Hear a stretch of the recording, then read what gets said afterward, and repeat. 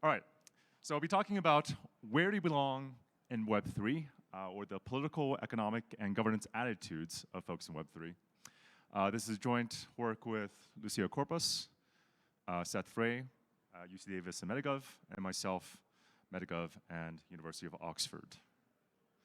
All right, so what's the basic point of this talk? It's really just saying that Web3 is actually incredibly ideologically diverse. That it's not just libertarians and degens and people out to make as much money as possible, though I'm sure there's many of those people downstairs and perhaps here as well. We all like money. But it's actually really, really like different folks from different walks of life with different kind of interests coming here and experiencing this ecosystem and building a set of technologies. And what we did is we put some numbers on that diversity with a bunch of fun memes. So I'll go into that later. So today's talk, I'll go quickly through like the quiz, the instrument we use to collect a bunch of data to put numbers on that diversity. I'll go over the factions, like sort of like this is the broad sort of landscape of different clusters of types of people you might encounter in Web3. I'll break that down to a political dimension, an economic dimension, and a kind of governance dimension. I'll briefly round out the talk with a little bit on future work. So a little bit of background on the quiz. So it was created at MCon 2021, which is also in Denver actually, and launched in Lisbon in 2021. We collected a data set of 3,700 responses. The quiz itself is inspired by and partly based on Pew's political typology quiz. If you're familiar, Pew is a kind of like American think tank that runs a lot of surveys about politics and economics in the States. And the basic idea is you take this quiz, it's relatively short, you get assigned at the end, based on your questions, a faction or class. If you ever take those Harry Potter quizzes, exactly the same kind of idea. And you can see there from Bruce, at the end of, he took this quiz and he got this little symbol representing this is the kind of the faction he got, as well as the description of what exactly that meant. And this was this original research was incentivized through NFTs on Polygon, and you can see that collection on OpenSea right now.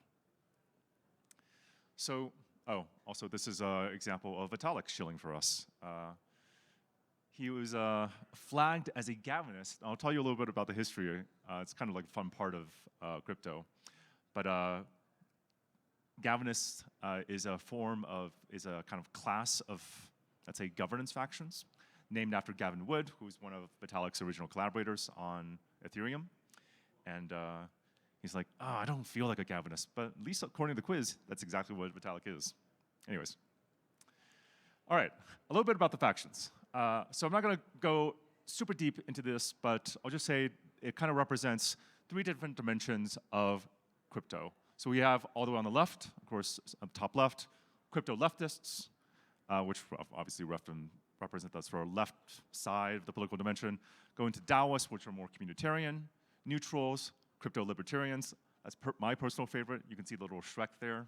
I feel like Shrek is like probably the best meme representation of a libertarian I can think of. And then crypto ANCAPs, which stands for crypto anarchic capitalists. Quite a number of them, you might be surprised, floating around us.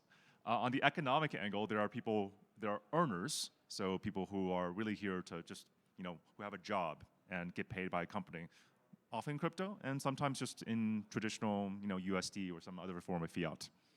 There are crypto punks, represented by the Nyan Cat, who are just here for like, the vibes, to chill, to get the free food, to go to the parties and the raves. Also a substantial portion of the community. NPCs are people who just like haven't really gotten into it yet. Maybe you all are NPCs still, but you can eventually get to a faction, build some experience. There are techpreneurs, and that represents actually a huge fraction of the people downstairs because a lot of people in this space are building companies or building technologies. One or the other, they're often like interconnected, which represents a large part of this ecosystem. And of course, our favorite class, the degens, it's what makes this ecosystem what it is. On the governance side, this goes into a little bit of history, so a fun history lesson. I'll take questions at the end. On the bottom left is Nick Szabo, computer scientist, very likely the original Satoshi. There's Angela Walsh, who's a law professor who articulated some of the first positions around, hey, you know, this whole crypto, Bitcoin, Ethereum thing, maybe like the government should be at least somewhat involved. There's Vlad Zamfir, who's also on the founding team of Ethereum, who articulated this idea that actually, you know, people are pretty important in governance. You know, if we're gonna like run blockchains and crypto, like people need to make decisions, and like you can't just have the code run itself. And on the bottom right, we have Gavin Wood, who also one of the Ethereum co-founders, now runs Polkadot / Parity, or until recently, he stepped back recently. But anyways, Gavin kind of represents this idea that, you know, on-chain governance is the most important thing. Just like whoever has the tokens, those are the people who get the votes. And then we should just run this and not try to like sort of do any kind of like multi-stakeholder, like asking like who cares about what, those kinds of things. Less on the human side, more on the tech side. So yeah, once again, I'll just dig into the politics dimension here. So this is a graph of the distribution computed on a finer politics score. There are like several questions, I'll go into those later, of who is, of like basically the distribution of, you know, how extreme, either left or right, people are. So as you can see, most people fall along, if I can do this, yeah, okay. Most people fall into this like crypto libertarian camp. Like the medium crypto person is someone on the right, actually. But a substantial proportion are like quite leftist or communitarian, let's say. And then there's a decent portion of like true anarcho-capitalists who are just like, you know, screw the government, let's just run the tech, build our own network state. So this is like pretty good sort of summary, if you want to take one sort of like, you know, learning from this talk, of this is the distribution of ideology, at least political ideology, in this space. And as you can see, it's like you know, it's like pretty bell curvy, right? So some of the questions that came up, so like we asked things like, which statement comes closest to your views? Oh, by the way, if you pay attention until the end of the talk, you get a reward, as in I give you the link to the active quiz, and you can actually take it and see what you come out as. So which statement comes closest to your views? So we asked like whether crypto teams make too much profit, which tends to align with more right-leaning sentiment, left-leaning sentiment in this case, and crypto teams make a fair and reasonable amount of profit. You can see it's pretty balanced here, but the point is this is like this is exactly the question that shows up in the Pew political typology quiz for how we evaluate left and right in a kind of normal sort of political circumstance. Here we're asking questions about, you know, is the economic system in crypto fair? Or does it unfairly favor powerful interests? People seem to generally think, okay, it's actually kind of fair. I don't know, you know, from where you guys are sitting, whether that feels true or not. Take the quiz, let us know. And also we ask questions around, you know, based on hard work, you know, can you actually like get something out of it? And you can see most people, around like 60%, are pretty optimistic that participating in crypto in Web3, if you just work hard and apply yourself, you can, you know, get a return on it, essentially. But of course, clearly not everybody. And I should also say, I'm not trying to sort of say which one is right, but there are definitely, I would say, reasons that many people do think the bottom as well. So I don't want to sort of paint, this is like, everything's great. You know, that's not the picture I want to paint here. And lastly, of course, we ask the traditional question in all these surveys is just, how, you know, do you consider liberal or left-wing, neither, or conservative or right-wing? This is actually quite surprising. And you might, like, you know, based on the distribution I showed you before, of like, oh, people, like most people are gonna be like libertarian-ish and on the right. And then like, actually almost like very, very few people in crypto affiliate with like saying like, I am conservative. This probably has a few reasons behind it. For example, you know, a lot of crypto is relatively global. And like conservative and liberal mean different things in different countries and different regions. I would also say like libertarians may not directly sort of like reference themselves and think of themselves as conservative. And of course like libertarianism does show up quite a lot in this ecosystem. So something like, like I would say like 40%, like a definitely significant plurality, understand themselves or qualify themselves as some form of libertarian or affiliation. But it is very interesting, and one of the things we're going to be doing in a follow-up is kind of digging into this question of just how, like, what does conservative mean in these cases? Like, what kind of, how does my crypto political leanings, my political leanings in this context, map onto our traditional understandings of politics? That's quite important because more and more people are adopting some form of Web3 technology, somehow entering into this space and ecosystem. All right, going to economics. So we ask questions like, in this case, like, which statement comes closest to your views? Is crypto mainly a political philosophy or a lifestyle, or mainly an economic technology? Honestly, like, for me, like, coming into this as a technologist, it was like, this was incredible to me, that like 45% of people really thought of crypto as a political philosophy or lifestyle. This was not about like the tech. It was not about, like, the money or the Bitcoin or the currency. It was really about like the values and the philosophy and the politics that this space represented, or maybe the promise of that kind of politics, right?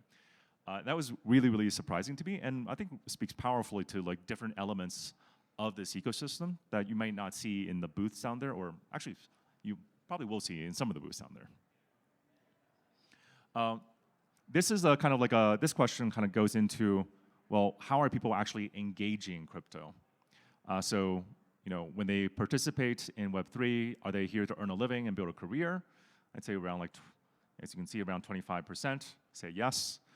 Around 40% sort of say they're actually here to like create some sort of social change. They're trying to sort of like pursue like a social or a political agenda. Once again, coming back to our lovely degens, around 30% are here just to make as much money as possible, whether through investing, building tech, launching a company, or just, clicking some buttons and trying to get those rewards. And about like 10%, or actually maybe like more like 5%, 7%, they're just here to have fun, chill, feel the vibes. And into governance and regulation. You might have a little bit harder time, so I'll try to go into this a little bit deeper. But we ask questions like, I would say around 50% of people believe all crypto governance should be on-chain, most or all crypto governance. So this is like, like on-chain voting, doing sort of like having like minor validation in POS, those kinds of questions.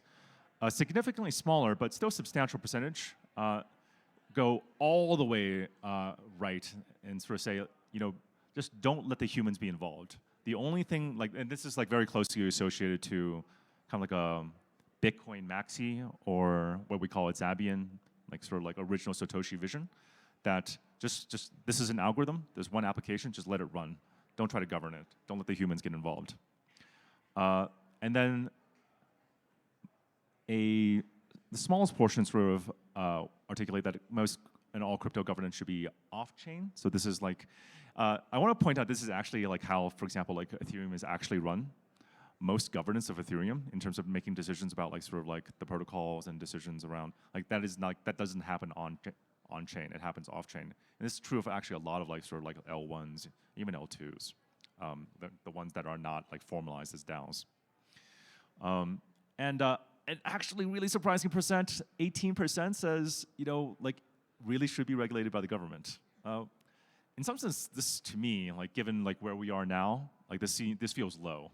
I feel like more and more people have like gone on board with the fact that we're going to get regulated no matter what, and we should just accept that and like figure out how to engage with it.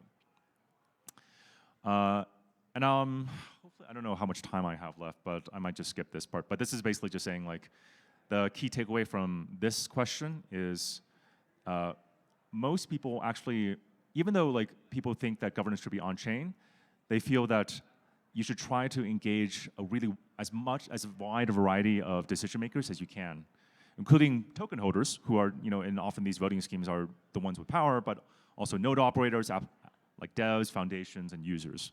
So even though they want things to be on-chain, they want that on-chain kind of like system to be representative or at least take into account a wide variety of stakeholders. So it's just something to keep in mind.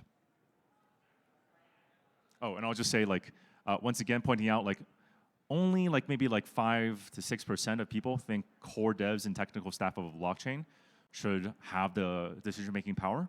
But in practice, like, this is exactly how Bitcoin and Ethereum are run. The vast majority of ability, like power to make decisions and make changes to the protocol, lies in a really small group of technical staff and core devs. Just something to keep in mind. Okay, it doesn't work. Ah, what happened? Okay. This slide goes into like, okay, what's the, basically government regulation. So government regulation of crypto, this is like, you know, what the community thinks about regulation. So government regulation crypto can do some good. Most people believes that. But a substantial portion think, you know, just a little bit less think any kind of government intervention is going to do more harm than good. So, you know, obviously people are quite actually polarized on this question. Though a significant fraction, once again, just says like, you know, the government really needs to be involved in these technologies. I'm going to skip this just in the interest of time. We did have a question that sort of asked people like, you know, which ecosystem they're affiliated with. In this case, because we, you know, tend to like interact a lot with the builder communities, we did end up getting mostly Ethereum kind of like, you know, adoption, but we got quite substantial Bitcoin, Solana, Polkadot, and Cardano as well as like a pretty wide variety of other kind of affiliations. But what this allows us to do is compare things like, you know, like what does the community of Bitcoin people, how does that compare with the people who care about Ethereum? And some major differences that kind of things you would expect is like, crypto does not need human governance. You know, well, yeah, if you're adopting Bitcoin, you're going to think substantially more, or substantially more people in Bitcoin agree with this statement than people in Ethereum. Who should have decision-making power over a blockchain? Substantially more people in Bitcoin think that the token holders, as determined by the protocol, versus in Ethereum, maybe they're thinking like, oh, actually we need, once again, this wide variety of wide-ranging representation, right? It's kind of interesting. One thing that is not depicted here, but is actually surprising, or maybe not surprising, depending on how cynical you are, is that the question that most distinguishes, the most sort of like, if you're going to ask a question, a single question, to a Bitcoin person, to a person, in order to figure out whether they sort of participate in Bitcoin or whether they participate in Ethereum, the actual question you should ask is, do you think there's a gender problem in crypto? The thing that they most disagree about is, do you think that there is a gender problem in crypto? I'll kind of let you guess at who's answering what to that. And once again, yeah, so Bitcoiners are a little bit more conservative. Ethereum is a little bit like actually neither left-wing or right-wing. So this is actually kind of a little bit interesting, right? That people who participate in Ethereum are actually like trying to like disassociate more so than people who own Bitcoin from either a left or a right kind of wing kind of self-descriptor. All right, fun part, if you actually want to take this quiz, get a little assignment, post on Twitter, you can use this link or just go to metagov.org/cryptopolitics. The quiz really only takes like 5 minutes, just click through it. And it'll take you through a set of links and you'll be able to see like what all these types mean. It's kind of nice history of, or essentially ethnography of like, this is all the variety and diversity that's happening in crypto.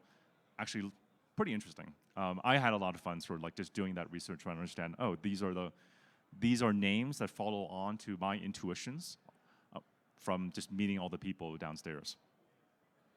And this is actually now also a, you know, much more like fully described, fully fleshed out, formal archive paper. You can read an archive, it'll be published soon in a peer-reviewed journal. I can't say which one that is right now because it's not officially announced, but it is very proud of this paper. It's actually really good. It's a completely new data set, doesn't exist in this space at all yet, and we're hoping to improve it within future iterations, which I'll talk about, round out.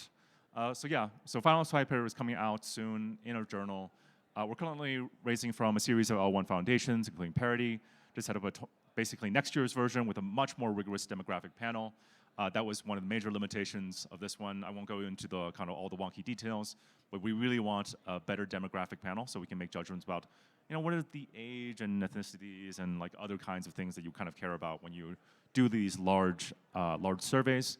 We really love to dive deeper into the culture and values of different sort of blockchain communities to understand not only like how they compare, but also like to understand like how can we more effectively shape and support these communities based on like what they believe, what they care about, and more memes. All right, I think with that, I'll just say thank you, and please feel free to reach out if you have any questions. Do we have some time for questions? Go ahead.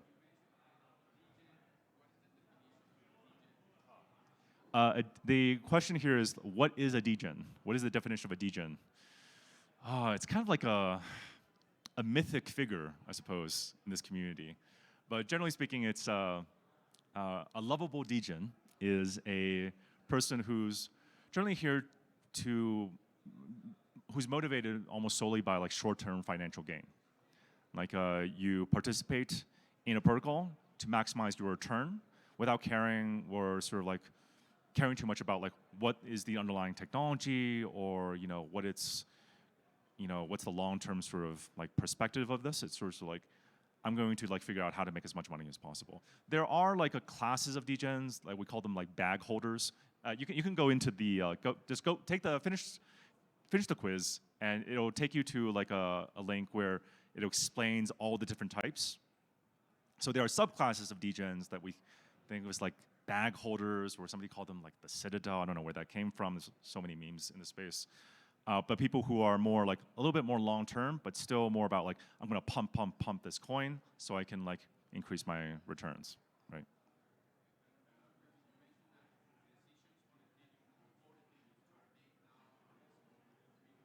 Mm-hmm. That's not the founders exactly, but yeah, it's the core devs effectively, yeah.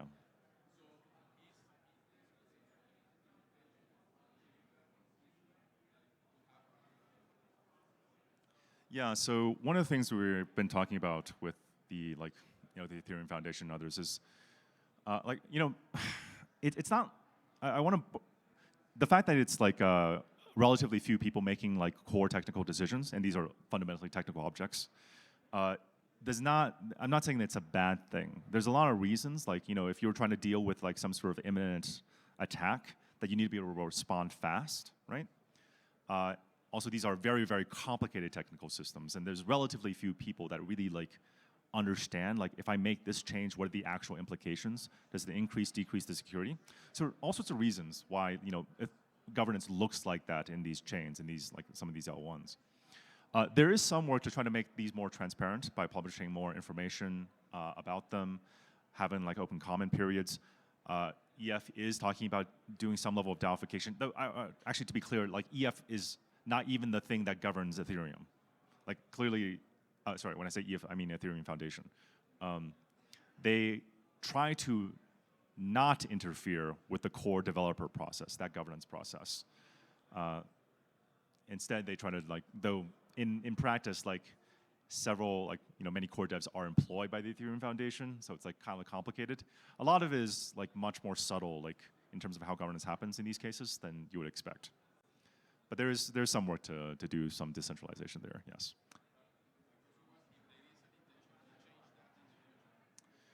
I think there's an intention to progressively decentralize at some point, in some way, but there's no like hard commitment to do that, right? I think people just want these systems to remain stable because they're like, Ethereum is like the basic infrastructure for this entire like ecosystem at this point.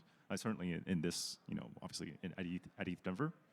So like making like fast changes. Okay, yeah, we can end. I'm not sure like when this was supposed to end. I think happy to take questions right afterwards. Thank you, Joshua. Very cool. Check out his experiment downstairs.